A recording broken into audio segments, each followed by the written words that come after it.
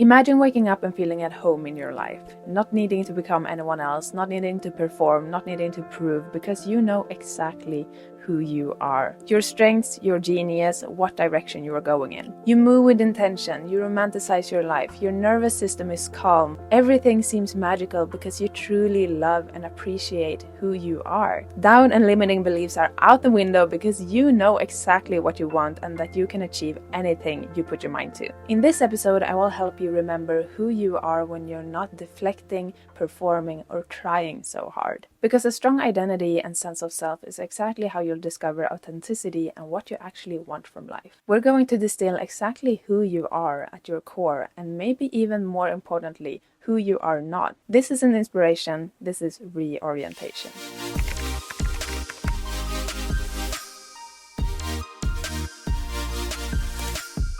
Hi and welcome back to the Visionary Podcast. I'm so happy to have you here. I apologize for being gone for a while. I have truly just been in my winter arc era and I have been enjoying my holidays, taking some time off, and now I am back and ready to get the ball rolling again. So getting into it, here's the thing.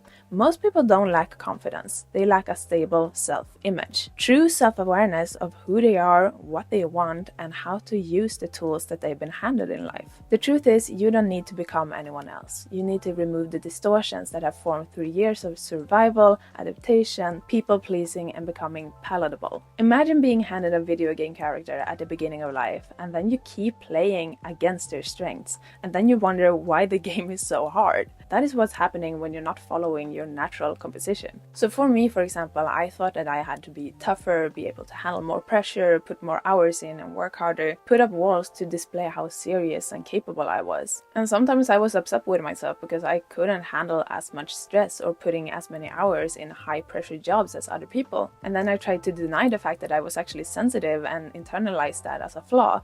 But then I realized it wasn't actually a weakness, it was just a misalignment in my environment. And then my power wasn't actually in how many hours I put in, but in the quality of my work. I realized what my strengths are and how to use them to help people. So I learned to appreciate myself because I reframed what I saw as weaknesses into tools, and that's what shifted everything. I stopped trying to fit into systems that drained me and actually started building a life and a body of work that supported how I operate. And that's exactly why knowing yourself matters so much, not only to know what you want, but how you're meant to attain it. Your nervous system, your natural pace, your strengths, your limits, and when you know your own operating system, you stop fighting it and start optimizing your life for you. So today we're not adding anything, we're removing layers to reveal the genius self that you already are underneath. And as we do that, we're getting clear on what you stand for, what your strengths are, what you actually need and want to be happy, what you don't want, and eventually the rules and non-negotiables that will guide your life. So first off, I want to establish something very clearly.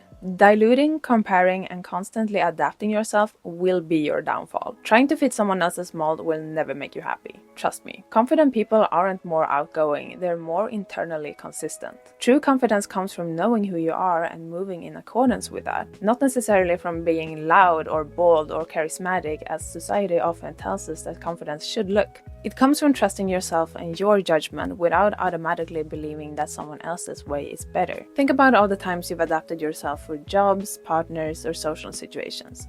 Those were strategies. And all the times you were performing but felt resistance deep inside, that was you surviving. But we don't want to simply survive. We want to live and stop waiting for the life that we're secretly longing for. And chances are that you already know what you want, but you keep distracting yourself with alternative paths because they feel more realistic, logical, or safe. The truth is, though, that desire inside of you will never go away. So instead of suppressing it, let's explore it.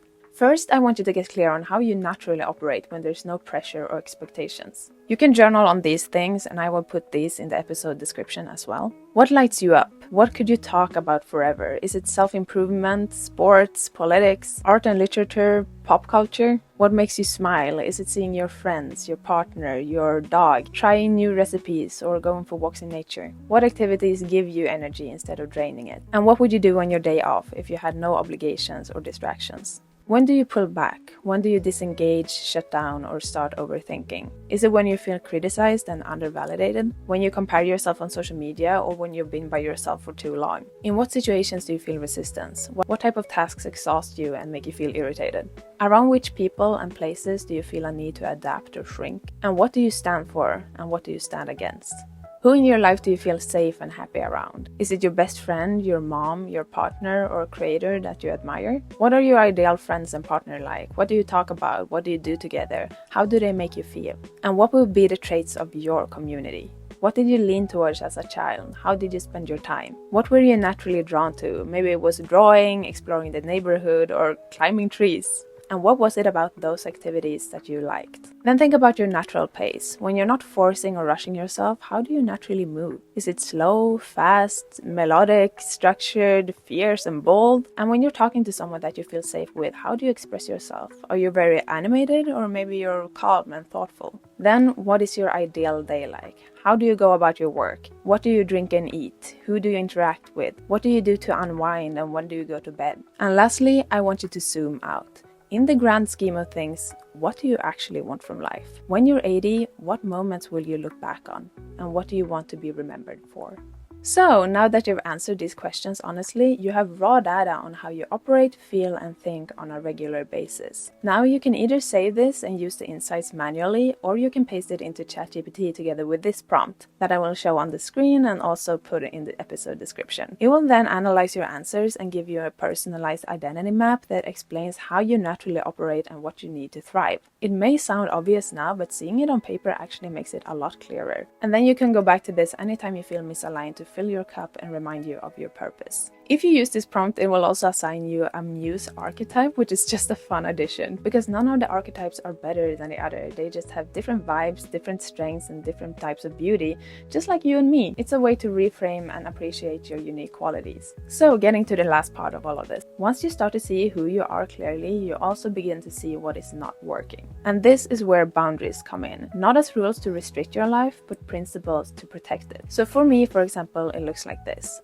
I don't do high-stress jobs or service jobs because I have a sensitive nervous system and I refuse to build a life that costs me my health. I take breaks when my mind and body calls for it, even if I'm super focused, because pushing through used to feel productive, but it was actually self-destructive, and I ended up feeling more tired the next day. I remove myself from people and environments that make me doubt myself, and I follow my joy in my personal life and my work, because I believe the meaningful path will bring me further than the conventional, profitable one. These are based on my operational system because I've learned what works and what doesn't. They allow me to stay aligned, honor my unique self, and actually enjoy my life instead of trying to force it into a pre-made box that society has created for me. So, define your non-negotiables and let them guide you. Define your why and your how, because once your path is clear, walking it becomes so much easier. So that's the end of this episode. I hope it brought you some clarity and value that you can use. I'm going to keep going on this theme for the next couple of videos or episodes, depending on where you're listening. So stay tuned if you found this valuable. As always, thank you for being here. I appreciate you so much, and make sure to follow the podcast on Spotify and on YouTube.